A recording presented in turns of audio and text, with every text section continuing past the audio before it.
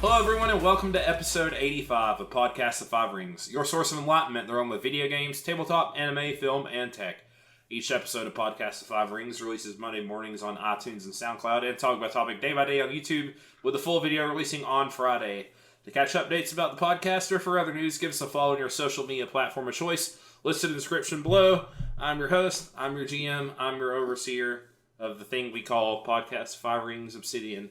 And I am joined tonight by the Dark Fortune Duelist Meta. Beep. I'm not at the phone right now, but if you leave your name and number, I'll block you so I don't have to talk to you.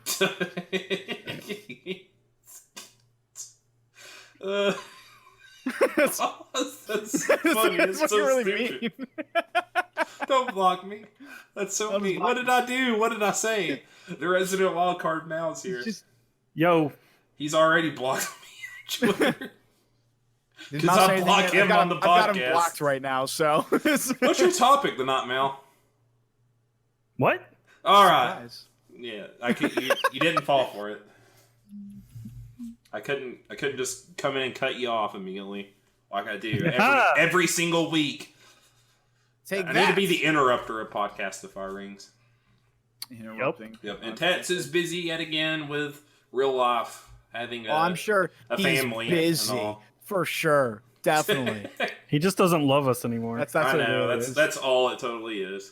Why do you hate us now, Tets? You're the one who really blocked us. He's breaking the band apart. Is what it's going to be. We're like yeah, I know. Oh God, it's becoming Kingdom Hearts storyline. That's why Xehanort was mad all along. He got blocked. He got blocked on the Kingdom Hearts 3 Instagram by Erica's back in the day. I was blocked. Thus, I decided to have a long reign of terror. I'm tired of seeing Sora's happy-go-lucky Instagram posts. I'm blocking him. Man. My social media can only be darkness and despair. That's why I follow Vanitas. Anyway. Okay, enough Kingdom Hearts jokes. Yeah. What's going on, guys? Oh, not much. We both clicked. 3, 2, 1. Cluck your tongue. Yeah. I've been playing SNES games. Really? What have you been playing? Lufia. Oh man, that's a good one. Yeah, I wanted to play 1 through 3. I haven't heard of that series. Really? It's one of my favorites. No, I've heard of it. I was trying to think of that Lord of the Rings quote where he's like nostalgic about that person that he hadn't seen in a while, but I can't remember it. So I've never actually played through Lufia 1, and it's okay. Lufia 2 is the really good one in the series. Yeah, that's everyone's favorite. It's got monsters on the map or whatever, and they move as you move, and it's got good puzzles. Lufia 1 is just really basic JRPG from the early 90s. Mm-hmm. Oof.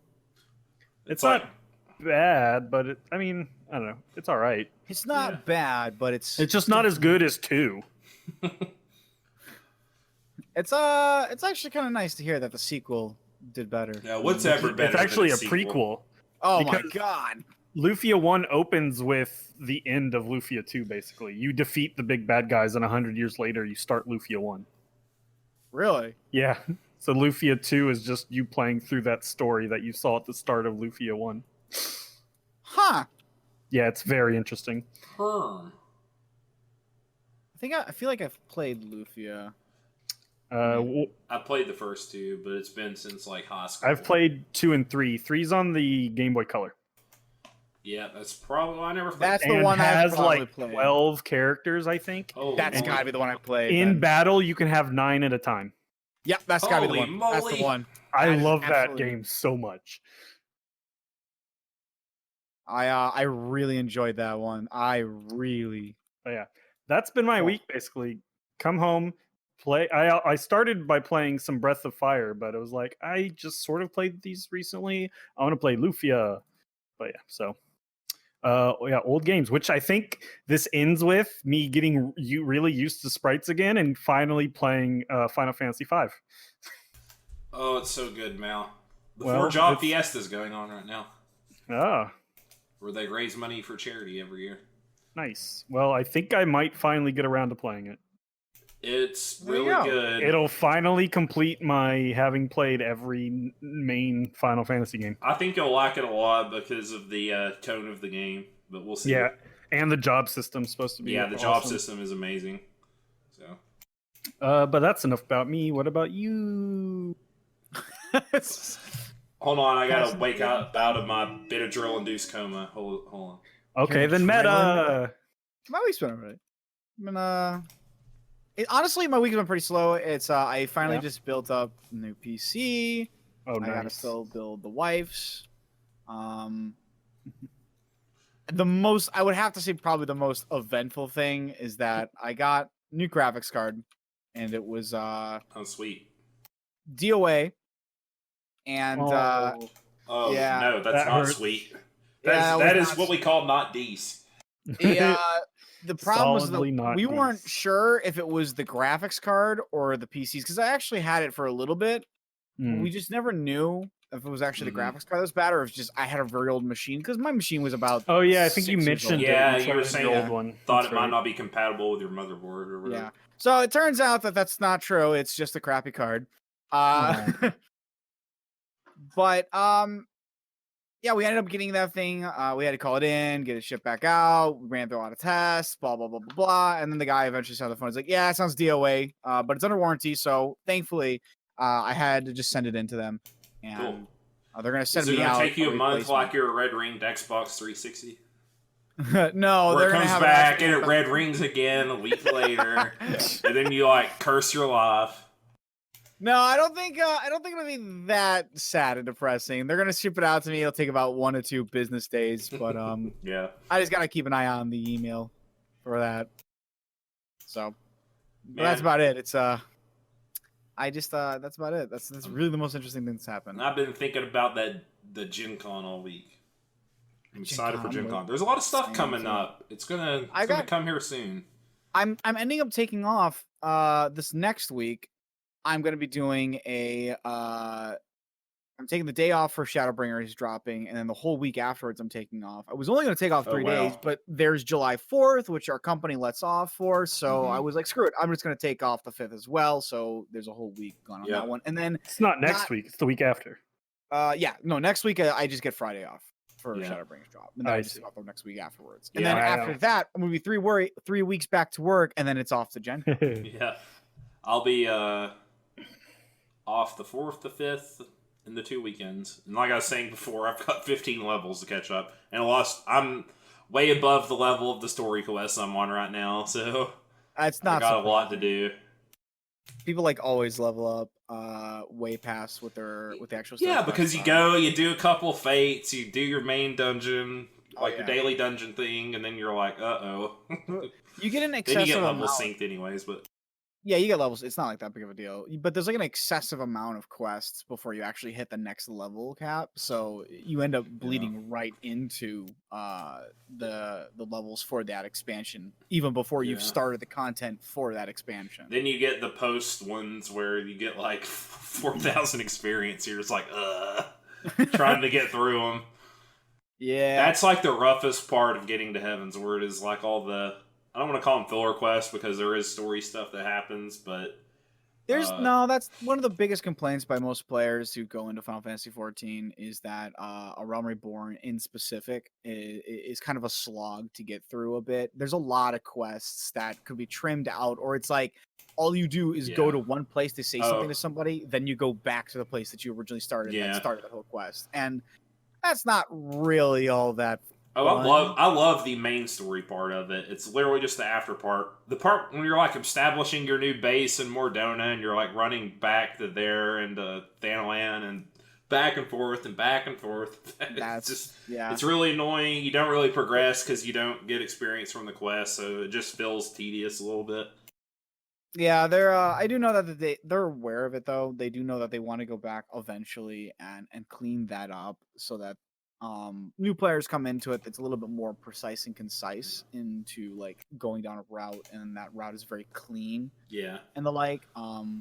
But yeah, there are even people who've gone through and like shown like what quests could be taken out, or like the text could be smushed into another quest, to get that same information across without really losing anything from the story whatsoever. Mm-hmm. And there's our tease for the future episodes. That's our.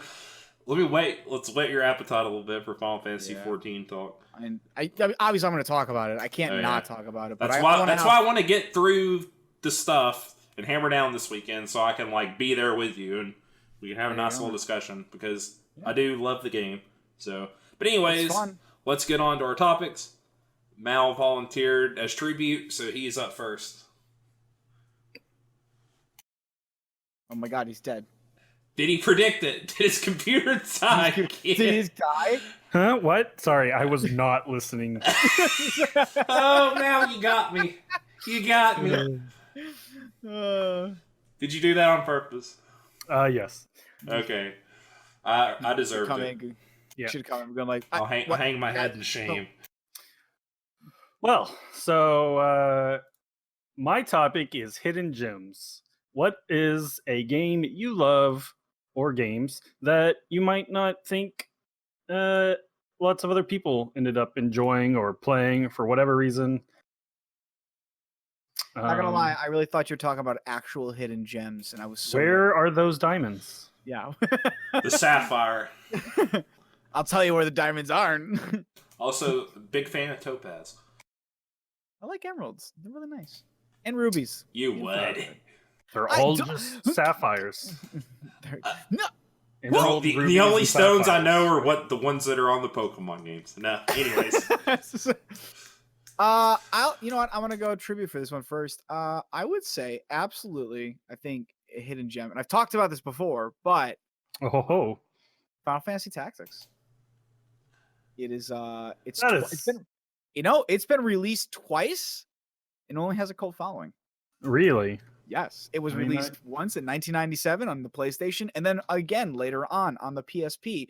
Both times, the sales were not that great for that game. Which is weird, because within the Final Fantasy community, people are generally up on it. Oh yeah, if it's considered to be one of the de facto, if not the best Final Fantasy story. It's so good. Every time I talk to other people about Final Fantasy Tactics, it's either this: they don't know what Final Fantasy Tactics is, or they know about Final Fantasy Tactics and say it's fucking great. That's pretty much the only answers I ever get about that game. Looks like it sold 2.4 million copies worldwide as of 2011. Yep. I think a recent number dropped out was 3.5 mil. So it's gone up. Absolutely. Yeah, I have the PSP version. Yeah, it looks like as of 2004, it sold 75,000 in the US. Yeah. Not 75, 750,000. Okay, I was going to say 75,000 is entirely small. Yeah. It's not but it's like it's been released twice, and generally both versions of the game have had something unfortunately wrong with them. And the original PlayStation version, it's just that the as you know, tradition back then for most games, translations were not always that solid, and some things were kind of lost. But the PSP version, beautiful from a storyline perspective, but for whatever reason is plagued with slowdown on spellcasts, which nobody really understands why. They assume that it was a very rushed porting, and they weren't able to QA that bit. The cutscenes in the PSP version are so good, though. Oh, they're amazing. They're so fluid. Oh my god! For a game that came out at the time that it did and had like cutscenes added on that game, they're gorgeous, absolutely gorgeous from an animation and design standpoint. It's very hard to dislike them. But since I've talked about Tactics, I will say the other game that I can pull off the top of my head is Tactics Advanced. Yes, Tactics Advanced.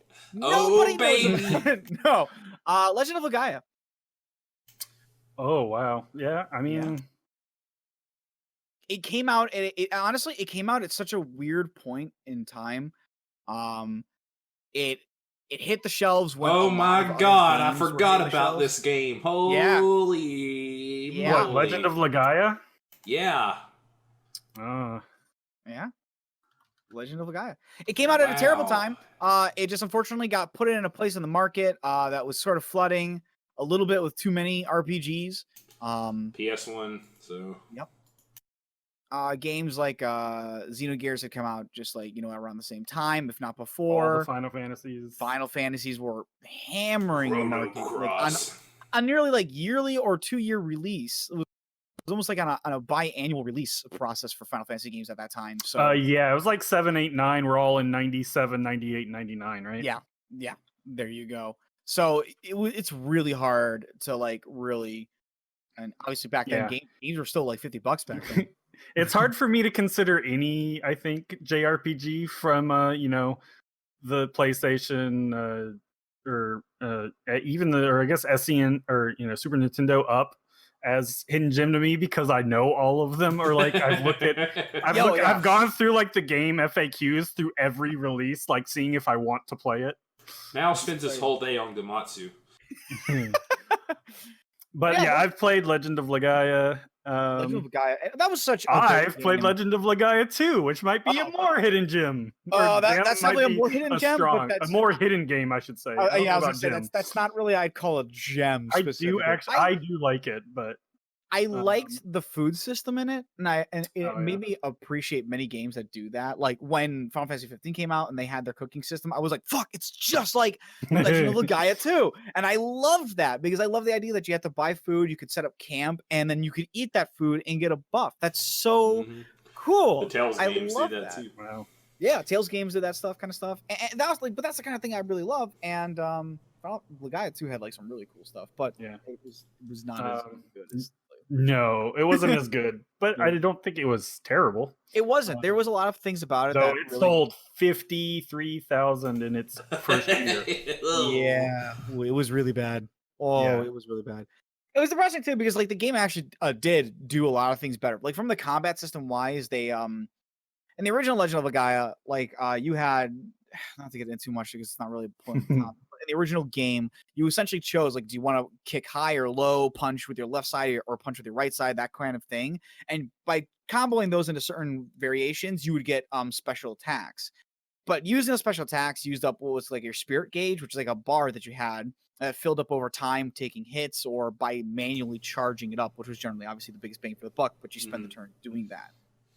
In Legaia 2, they separate out a little bit. You didn't really charge up your meter anymore because you had moves that gave you that bar, and you would essentially build it up by using special moves, and then you would use super moves, which would take away from the bar, and then they had the hyper moves, which were like specialized moves that would also take away from the bar.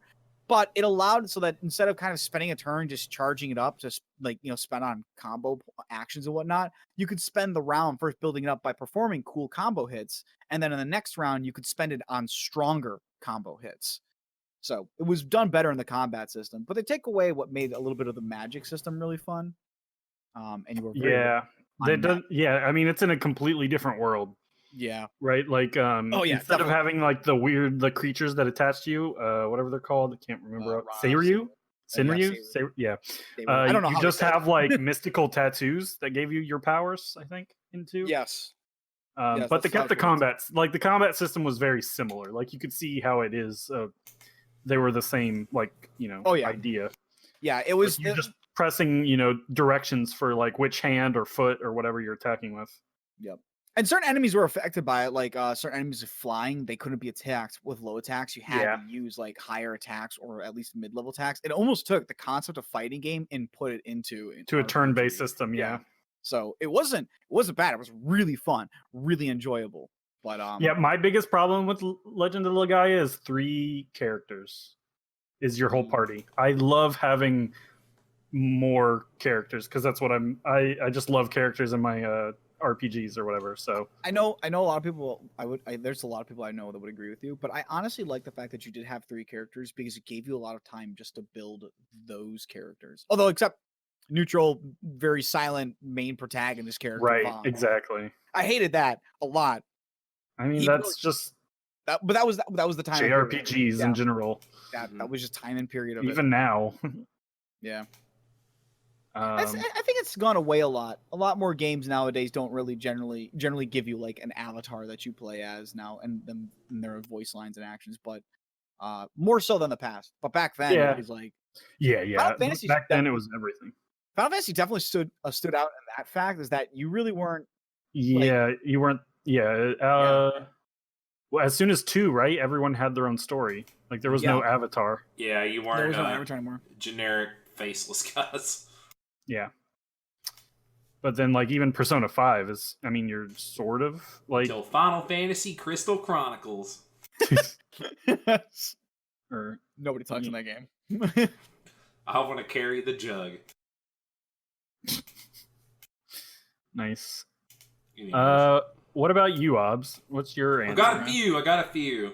Okay. The first one is obviously, because I think, Mal, you probably knew I was going to say this coming into this, but Trails of Cold Steel. Play it.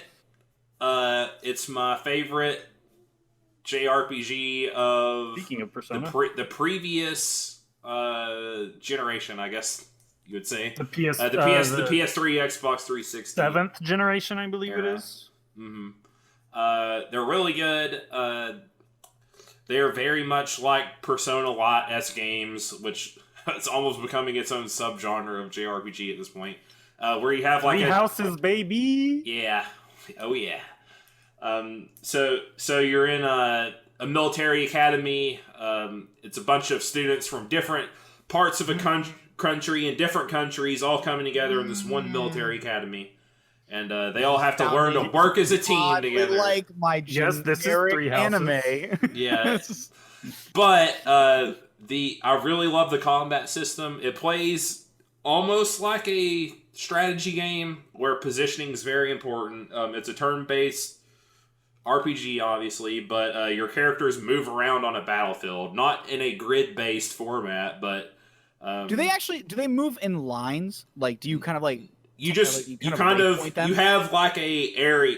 Your character has a speed rating, and you kind of have like a radius you can move out from, and you can move more and not take an action to get in position, kind of like a D&D-esque type of thing, or you can move and attack, and all your attack actions have different like zones that they affect. So like your magic users can do like a long distance AoE. Some of your healers have to be within like a certain range of your characters. Some of your melee characters have like attacks that hit everybody in a straight line. Some will like move you behind the enemies, and you'll attack all of them in front of you. Stuff like that. Is it random battles, or is that like an entire level is like one battle? Like no, there are. It's like a Persona and stuff where you fight enemies on a field and stuff. You can like sneak attack them and hit them with your weapon, just like Persona as well. It takes a lot from Persona. But yeah, those are really great. Very underrated. Like people who are into JRPGs know what they are, and a lot of people kind of played them, but kind of just I don't know. They're just really underrated. They don't get enough respect. It's a shame that it took this long for the third one to get localized over here. Yeah, because the third one still hasn't come out over here, but the fourth one's already out in Japan, right? Yeah, it's been out since the beginning of the year, I believe, or the end of last year. But what were you gonna say, Meta? Sorry. I gotta look this up because I think I've played this game. You might have. It's really good. There's also. It's one of my favorite games. Isn't there another like Trials of something? There's a bunch of Trails of games. There's Trails of the Sky. It's not. Which is the other one that was not localized. This game. Trails of the Sky was localized over here. I think you can only play them on Steam. And there's another series that hasn't been localized. I can't remember the name of it. Yeah, I think I was looking up. It looks like I think the Steam sales for these games are not good. Yeah. I kind of want to get them and play them again on PS4, which I'll probably do before the other ones come out. But though they are long games, and there are 2 of them, but they are awesome. Like I think they are. I would recommend Tets play them if I was going to recommend him like a new JRPG series. Because at first it's all I don't want to spoil it. They become very Tetscore, and if you know what Tetscore means, are there mechs? Yes, later on there's like a hidden mech under the skull. And just at the end of the first game, and they become more of a big deal in the second game. But I was just like, okay then. And like at the end of the game, I was like, I'm even more intrigued now. So, but they're great games. Also, a hidden gem that people don't talk about for the Xbox 360, D&D Heroes, a really good game. Oh wow, is that the 2D one? It's the overhead somewhat Diablo-esque, but not really Diablo. Yeah, more Gauntlet style D&D game. I think I played that one with Tets. Oh, it's so good. Sadly, you can only there's only cleric, fighter, wizard, and rogue, I believe. Sorry, we played it on the original Xbox. We played that one. Or that's what it was for. I'm sorry, Xbox One. Yeah. You're right. Yeah. It's great. It plays. I mean, it has all the 3.5 systems. I mean, not all of them, but it's kind of what it's inspired by. You get your loot, you equip your loot to your stuff, you get your spells. Sticks to snakes, my favorite spells in the game. That's the reason to play cleric, is because you get sticks to snakes. You get your +5 gear eventually and stuff. It's just so fun. It's such a good little gauntlet style beat 'em up. It's probably one of my favorite ones. I played that game before I even got into Dungeons and Dragons. So weirdly enough. That actually reminds me of another one. I got one in this category. Sure. They made Magic the Gathering Battlegrounds for the original Xbox. It was one of my first games that I got when they have one of those that's like an overhead beat 'em up. No, it's like two wizards or whatever on a dueling ground, and you both quickly cast spells and summon creatures. You'll summon a sun-tailed hawk, and it'll fly over to the opponent, and if they've summoned a creature, it'll be intercepted, and they'll attack each other, and it's power and toughness. It's just a weird representation of Magic the Gathering. And I played this before I even got into Magic. I'm just looking at screenshots of it now. I know there's definitely at least a small community in the Magic community that has a fond spot for this game. Wow. It's very weird. Are there characters from the actual lore in the game? No, I don't believe so. All right. They should make a set of this eventually. Like an unset or something. Yeah, it's bizarre. The other game I was going to say is, I'm not memeing here, Sonic and Sega AllStars Racing. Which is a very hidden gem, but people also hold this fondly. It's a kart party. It's a Mario Kart spin-off in the vein of Crash Team Racing and all that other stuff. But one of my buddies bought it for $2 on Steam. It was on sale.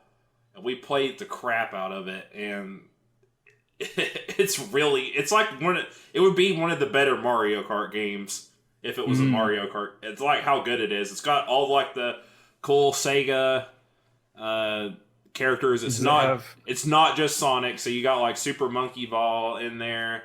Does it have a balloon fight mode? I don't remember. That's the only way me and my friends would play Mario Kart. Oh wow. That was all we would do, is just fight each other. No racing needed. It's got the character from Knots in there. I forgot. Remember Knots? Remember that game? The Dream one. The little jester-looking character or whatever. Yeah, she's in it. Dreaming cast. I don't remember it had such a big cast. Nights into Dreams. Yeah, Skies of Arcadia character, Golden Axe. All it needs is the werewolf from Altered Beast. But no, it was great. Oh yeah, Crazy Taxi was in that too. Holy crap! It was a fun little game, and a lot of people actually go back. People were talking about it again recently because the new Sonic racer game came out recently. So it kind of got a little bit back in the zeitgeist. I saw people talking about it on Twitter. I was like, "Holy crap! I remember that game." So. Dang. Yeah, those are mine. What about you, Mel? Okay, so what kind of kicked this off is the game called Maji Nation for the Game Boy Color. You ever heard of it?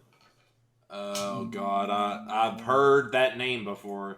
Okay, so it was a TCG. This is like during the Pokemon like craze era. Or the card game I think was like real late 90s. 2000, like year 2000. And the game came out in 2001. You play Tony Jones, who has just moved to a new town and then ends up going into a cave that transports him to this new realm.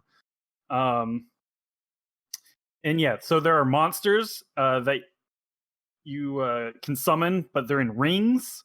And so your character has health points. And when you summon a creature, their health points come out of your health points. It's like spending life to get creatures, essentially. Yeah, and then at the end of the battle, any remaining HP goes back into you. Yeah, and basically you went around from there's like the forest area, the underground area, the underwater area, the lava area, like all these like different biomes or whatever. You keep going. There's like 6 of them. Like just going through the story, he's trying to get home. The creatures are, I think, I guess a little bit more mature than Pokemon. Mm-hmm. But the game itself is fairly lighthearted. Tets also at least played. We both had the card game as well. There was a paper card game. Yep. It did not last very long. Apparently previewed at Gen Con in the year 2000. Yep. This game sold 100,000 copies, roughly. That's I it. think you have the the Game winner. Boy Color. I think you have the winner. For I still have my Game Boy Color copy. Yeah, I love this game. I didn't even know it wasn't a JRPG probably until about 5 years ago or so. Like, I was too, like, when I played it originally, I just assumed because it's JRPG mechanics and everything. They did port it to Japan over on the Game Boy Advance, and they changed the character to Dan. And they changed his blonde hair to spiky black hair, and just so he wasn't as American or whatever. Yeah. Yeah, but that's like all they changed, I believe. Yeah, it had these cool. The most powerful creatures in the game were called Hirons. They kind of were like the closest to, like, they're kind of dragon-esque, I believe. Like the underground one, I think it's on the box. It looks kind of like a mushroom dragon. Yeah, this has a very special place in my heart. I love this game. I wish it was still around. I believe the rights are. Oh, there was also a terrible animated. That's probably where I heard of it from. Show, like, it has no real, like, they like updated. They redid the art and like they sort of rebooted it. And it's just a terrible animated show. Yeah. And I think the rights are just like held up in hell, basically.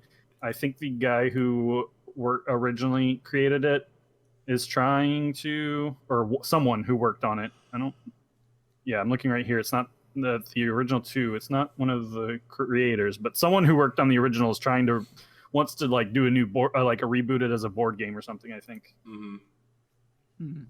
But yeah, there's a very, very small community, like on Reddit and stuff. They still like hold tournaments. Like, I have no idea how big it is, but there was like play it show up. Yeah, I have no idea. There's like when they closed down the card game, like they had, because card games work, they design for in the future, like, so they had like at least a set or set and a half already designed, sort of like AEG, and so they just released those, and I think people play with those too, or did. But yeah, yeah, I think it's a great game. Like the biggest problem I think I had with it, I know like it's like the old style RPG where you can't save everywhere. That's annoying. Yeah. I believe the load, like some of the loading was slow, like even just opening the menu, I believe I've seen. It's been a while since I've actually played the game. I'm just remembering what other people have complained about. Oh, and then the biggest thing, I think, the worst part about the entire game is that in the last area, you can just lock yourself out from being able to beat the game. You need these keys to open doors, but there are more doors than keys. So if you open the wrong doors, you just can't beat the game, I believe. That sounds that's pretty messed up. Yeah. I don't know how that happened, but it really shouldn't have. I don't think it was. It's not easy to do because I beat it as a kid. Like, what was it? 12-year-old me didn't screw it up. But, yeah. 12-year-old me didn't mess it up. That's all that matters. Yep. But yeah, I loved that game. I think I was looking because Lufia 3, the Legend Returns on the Game Boy Color. I was thinking about that, and then which got me to thinking about this. I think they're both fairly like. I don't think Lufia 3 was very big either, but yeah, those are like that and Dragon Quest 3 are like my favorite color games, maybe. Yeah. Oh, and then I guess Pokemon Silver as well. Pokemon TCG. Yeah. Oh, well, that wasn't on the color, was it? Yeah, it was. Oh, I thought it was on the original. No, it was the Game Boy Color. Played that a lot too. It's the only Pokemon card got game the stuff second I played. one. We never got it. Yeah, there's probably a translation out there, ROM translation. I'm sure. They just released a translation for the Sailor Moon game from 1993, or some people just finished up working on a good translation for it instead of like a machine translated one. I might go and play that as well, just because. It's an RPG too, isn't it? Yeah, it's a JRPG from '93 on the SC, or the Famicom, I guess. Let me know if it's good, and I probably will as well, because I like old school JRPGs. So. Yeah. Here's a bunch of Dragon Ball Z ones from that era too. There's a bunch of anime ones. Like, there's a Slayers one. There's a Ranma one. Really? Yep. The Slayers one. I'm surprised there's not a. That actually. But yeah. But yeah, that's all I've got.